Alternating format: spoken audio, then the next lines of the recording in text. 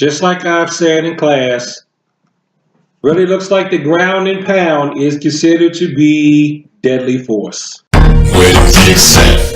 Where them hands? Where them holes? Where them throws? You know what I'm saying? Cecil. So, if you're fighting somebody and you want to go MMA ground and pound on them, they can shoot you. Don't just need to go to the Trayvon Martin case for that, because that's what happened in that case. What he was doing was considered to be deadly force, and that's how Zimmerman managed to walk. Okay? Now, politics aside, that's just the facts of it. I don't want to go into what I think about that case or anything like that, because no matter what side I'm on, somebody's going to call me a racist. So we can just eliminate that right now. But I want to read a little bit of this, so you don't think it's just Cecil making this up. This is from Andrew Bronca's Law of Self-Defense, 3rd edition. Still not finished reading it yet. There's the cover. And you can't consider this specific legal advice that directly affects your situation. Okay? This one is copyrighted 2017. So if you're watching this in 2048, perhaps things are a little bit different. I don't know. I've covered up the front of this book because I don't want to be reading it and somebody goes, he's reading something with a gun on it. Ah! And you know why that could be an issue. Do I have to say it? Okay. I'm going to take a look at this paragraph right here. I'm not going to read a whole page, so you don't have to click out. A conflict can begin at non-deadly level and quickly escalate to deadly. This happens when your attacker's force increases or when your ability to defend yourself decreases. If they switch from bare hands to a weapon, or huge thug friends join them, the situation obviously crossed the threshold. And this is where we get the ground and pound. Or if you're beaten to the ground, nearly senseless, and the person continues to pound on you, their punches may now significantly harm you. And the thing that they're saying in this part of the book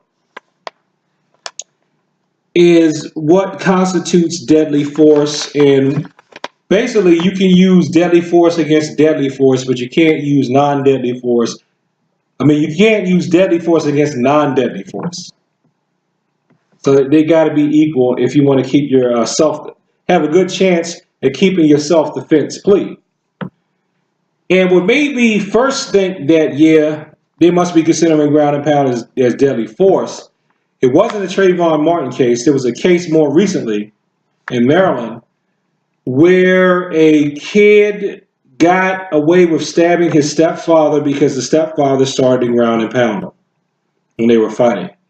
And there was another case that happened, I'm not sure if it was Maryland, but something similar happened. They were fighting, and then they fell on the ground, and as soon as the one person started grounding and pounding, the person on the ground pulled out a gun and shot him. I think that might have been a firefighter and a cop, but I'm not sure. But the point is,